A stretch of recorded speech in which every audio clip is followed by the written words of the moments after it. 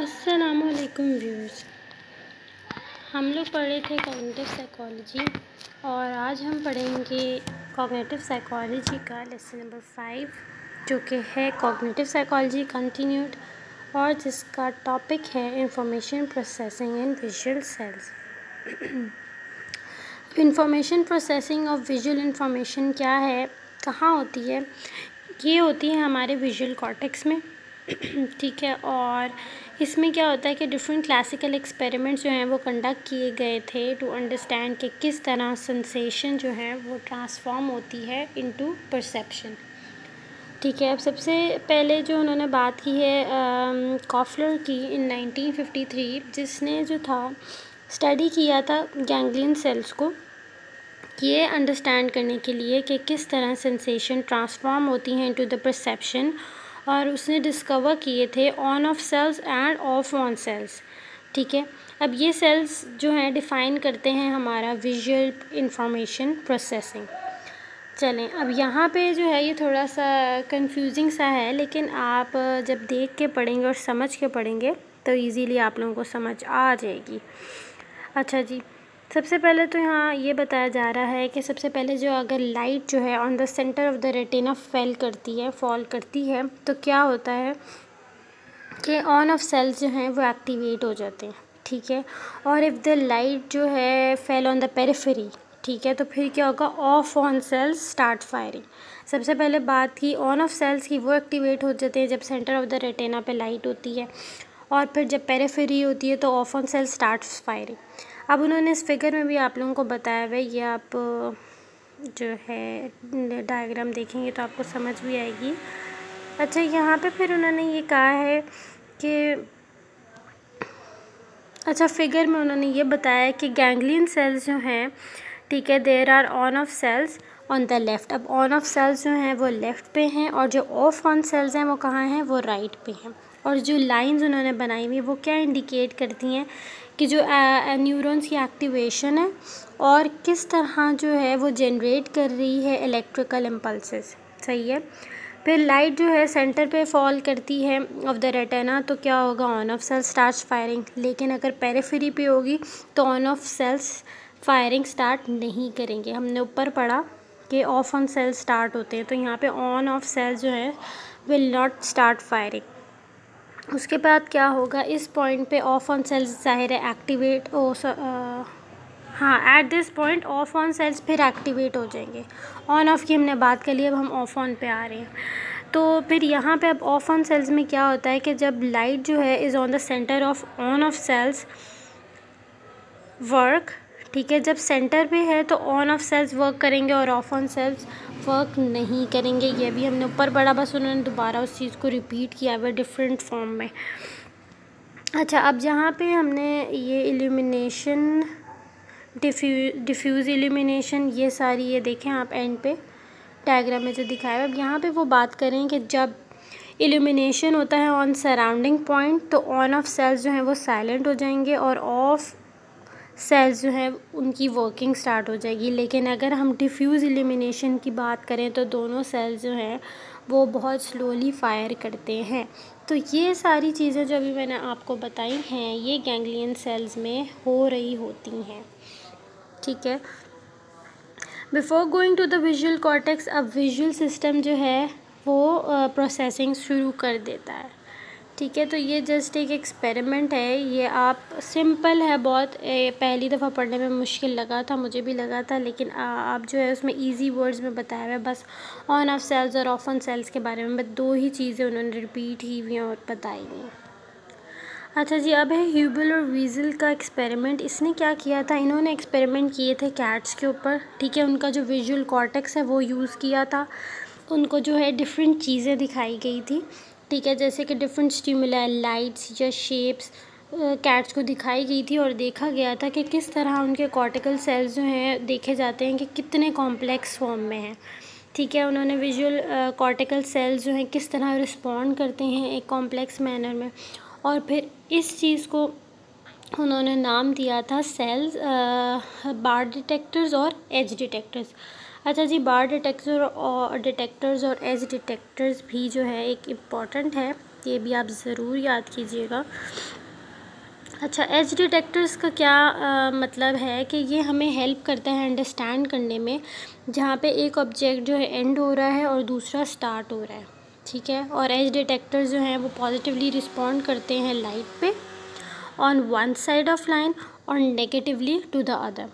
उसके बाद बार डिटेक्टर्स की बात आती है। बार डिटेक्टर्स जो हैं पॉजिटिवली रिस्पॉन्ड करते हैं जब लाइट जो होती है इन द सेंटर होती है, और अगर पेरिफेरी हो तो नेगेटिव, या फिर वाइस वर्सा।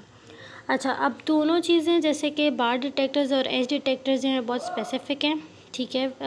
किसके साथ? With respect to position, orientation और विड्थ के साथ।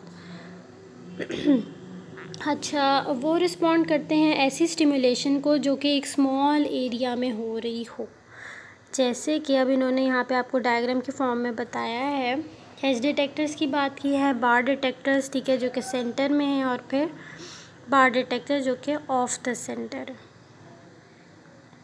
अच्छा जी, उसके अलावा डेविड मार्स वर्क, अब इसने क्या कहा था? इसने एक कंप्यूटर मॉडल डेवलप किया था, किस तरह इंफॉर्मेशन जो है ऑन से लेकर ऑफ सेल्स तक जो है वो यूज़ होती है, ठीक है। और क्या है, इसने फिर डेवलप किया था कंप्यूटर मॉडल, और इसने क्या कहा था कि कंप्यूटर जो है वो ह्यूमन बींग्स की तरह ही हैं, ठीक है, जो कि एसिमिलेट करते हैं ऑन ऑफ सेल्स। उसके अलावा मार एंड हिल्ड्रेट ने कंबाइन किया था आउटपुट ऑफ ऑन डिटेक्टर्स। अब जो हमने ऊपर पढ़ा, तो जो ऑफ ऑन डिटेक्टर्स का जो आउटपुट था उसने उसको कंबाइन किया था, क्या देखने के लिए? ये कैलकुलेट करने के लिए कि बार डिटेक्टर्स और एज डिटेक्टर्स जो हैं उनके विड्थ और ओरिएंटेशन को देखने के लिए कैलकुलेट किया था। अच्छा, उसके अलावा कंप्यूटर सिस्टम में सिंबॉलिक डिस्क्रिप्शंस व क्रिएटिव, मतलब ये सारा उसी कंप्यूटर से रिलेटेड थोड़ा सा बताया भैया, आप पढ़ लीजिएगा। अच्छा जी, उसके बाद सेंसरी मेमोरी पे आ जाते हैं। आप सेंसरी मेमोरी में क्या है कि 5 बेसिक सेंसेस बताई हुई हैं: vision, hearing, smell, taste and touch. उसके अलावा आइकॉनिक मेमोरी क्या है? अब आइकॉनिक मेमोरी क्या है? इसमें जो है हम स्टोर करते हैं ज़्यादा अमाउंट ऑफ मेमोरी, ठीक है, लेकिन for a very brief of period of time, ठीक है। अच्छा, यहाँ पे भी एक एक्सपेरिमेंट सा है कि सब्जेक्ट को बिठाया गया और उसे कहा गया कि आपने स्क्रीन पे देखना है, कंप्यूटर की स्क्रीन पे नॉर्मली। फिर एक डॉट जो है वो दिखाया गया उसको on the screen with a blank white screen. पूरी स्क्रीन ब्लैंक वाइट थी और डॉट था एक, और उसको वो दिखाया गया जो कि सेंटर में लोकेटेड था। फिर सब्जेक्ट से पूछा गया कि आपने डॉट पे फोकस करना है, और instead of a dot set of letter. अब डॉट के अलावा भी सेट ऑफ जो लेटर्स थे वो प्रोवाइड किए गए थे, मतलब वो फिक्स पॉइंट पे थे, ठीक है। तो सब्जेक्ट जो था वो फोकस कर रहा था, ठीक है। After a very brief period letters stimuli, मतलब जो लेटर्स फिर दिखाए गए थे वो एकदम पे रिमूव कर दिए गए। फिर सब्जेक्ट से पूछा गया कि आपने कितने आइटम्स देखे।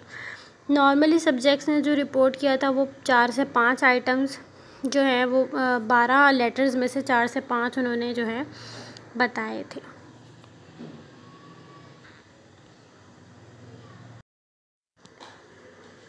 अच्छा जी, उसके अलावा है कि स्पर्लिंग्स पार्शियल रिपोर्ट प्रोसीजर, ये भी इम्पॉर्टेंट है।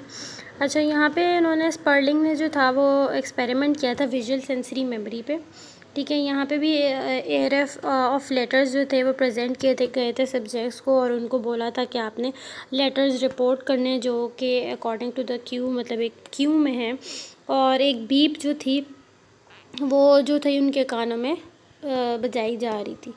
फिर क्या हुआ कि जब एकदम लेटर्स हटा दिए गए तो एक ट्यून जो थी वो बहुत या तो हाई पे थी या लो पे थी या मीडियम में थी जो बजाई गई थी। उसके बाद क्या था, हाई टोन क्यू थी for reporting the top row, सबसे टॉप रो के लिए हाई ट्यून थी। मीडियम टोन जो थी मिडिल के लिए थी, और लो टोन थी बॉटम रो के लिए। अब परफॉर्मेंस क्या उन्होंने बताया कि क्या बेटर परफॉर्मेंस थी। हाई टोन में जो था subject to report the first row, high tone में आपने पहली रो बतानी है जो HBST करके लेटर्स है। मीडियम टोन में आपने सेकंड रो बतानी होती है, और लो टोन में आपने थर्ड रो बतानी होती है। तो यहाँ पे फिर ये देखा गया कि सब्जेक्ट्स ने 3 जो थे आउट ऑफ 4 लेटर्स उन्होंने बताए, ठीक है। नो मैटर वेदर, मतलब ये नहीं पता था, ये नहीं था कि उन्होंने टॉप में से बताया, मिडिल में से बताया, बॉटम में से बताया, ठीक है। Because the subject did not know beforehand which row will be cue, लेकिन उनको ये नहीं पता था कि किस तरह कौन सी क्यू जो थी वो उनको दिखाई जाएगी, ठीक है। तो उन्होंने क्या किया, 3 लेटर्स हर रो में से जो उनको नज़र आए अवेलेबल थे उनके लिए वो उन्होंने बता दिए। तो उन्होंने 9 बताए थे आउट ऑफ 12 लेटर्स जो कि अवेलेबल थे उनके विजुअल मेमोरी में। तो ये क्या था, ये स्पर्लिंग का मेथड था जिसको उन्होंने कहा था पार्शियल रिपोर्ट प्रोसीजर। उसके अलावा है the decay in visual memory. अब किस तरह विजुअल मेमोरी में डिके होता है, डिके से मुराद ख़त्म होती जाती हैं चीज़ें। अब स्पर्लिंग ने जो था वेरी किया था लेंथ ऑफ डिले, ठीक है। एक डिले मतलब डिले होने वाली लेंथ कि कितना टाइम लगा, ठीक है, between the offset of the display and the tone, कि जब डिस्प्ले बंद कर दिया गया और टोन के मतलब इन दोनों के दरमियान जो डिले था ना, उस चीज़ के बारे में यहाँ बात होगी। अब डिले जो था इंक्रीज़ हुआ था 1 सेकेंड से, ठीक है, सब्जेक्ट्स का, और परफॉर्मेंस जो थी वो decay back to the original whole report level of 4 to 5 items, जैसे कि ग्राफ में दिखाएगी। मतलब कि डिस्प्ले और टोन के दरमियान जो डिले था उसके बारे में बात हो रही है कि कितना डिले था उन दोनों के दरमियान। 1 सेकेंड का था जो सब्जेक्ट्स के दरमियान, और जो परफॉर्मेंस हो गई थी फिर वापस ओरिजिनल रिपोर्ट पे चली गई थी, ठीक है। तो 4 से 5 आइटम। अच्छा, उसके बाद उन्होंने दिखाया है, अच्छा उसके बाद उन्होंने ये कहा है कि ये क्या इंडिकेट करता है कि हमारी विजुअल मेमोरी जो है वो लूज़ कर जाती है most of the information in 1 second. मतलब कि 1 सेकेंड में हमारी जो विजुअल देखने की जो मेमोरी है वो क्या होता है, वो 1 सेकेंड में लूज़ कर जाती है, ठीक है। The decay in visual memory. फिर क्रिटिसिज्म क्या हुआ था इस एक्सपेरिमेंट के, ये एक आर्टिफिशियल है, ठीक है, एक्सपेरिमेंट है, लेबॉर्ट्री फिनोमेना है, ये रियल लाइफ विजन पे नहीं रिलेट करता। और उसके अलावा ये इंडिकेट किया गया था कि जो एग्जिस्टेंस है brief visual sensory store of memory की, वो इफ़ेक्टिवली हम लोग होल्ड कर सकते हैं all the information in the visual display, ठीक है। हम बहुत ज़्यादा रिसीव करते हैं विजुअल इंफॉर्मेशन अपने सराउंडिंग से, तो ये सारी चीज़ें हमारी विजुअल सेंसरी मेमोरी में बहुत ही ब्रीफ पीरियड ऑफ टाइम के लिए जो है स्टोर हो जाती हैं। तो क्या है, that information receives attention stored in memory and other is lost. वो इन्फॉर्मेशन जिसको हम बहुत ज़्यादा अटेंशन देते हैं कि हाँ ये हुआ था, तो वो चीज़ हम अपनी मेमोरी में स्टोर कर लेते हैं, और जो बाकी चीज़ रह जाती है वो लॉस्ट हो जाती है। अच्छा जी, यहाँ पे हमारा 5th चैप्टर कंप्लीट होता है। होप्स आपको समझ आएगा। बस ये एक्सपेरिमेंट्स हैं, इनको बस आपने सिंपली जो है समझ लेना है, बाकी आप लोगों का हो जाएगा। और दूसरा जो इनके नाम है यहाँ पे कि किसने कौन सा एक्सपेरिमेंट दिया था, ये बहुत इंपॉर्टेंट है क्योंकि ये MCQs में यही पूछा जाता है। जैसे कि स्पर्लिंग का क्या एक्सपेरिमेंट था, तो स्पर्लिंग ने पार्शियल रिपोर्ट प्रोसीजर पे दिया था, तो ये मेन चीज़ें, ठीक है। और एक्सपेरिमेंट्स थोड़े बहुत हैं वो भी आपने देखने लाजमी है क्योंकि एक्सपेरिमेंट्स आते हैं, और बेसिकली जो MCQs है उसमें यही सारा पूछा जाता है कि किसने कौन सा एक्सपेरिमेंट दिया था, तो ये आप रट लीजिएगा।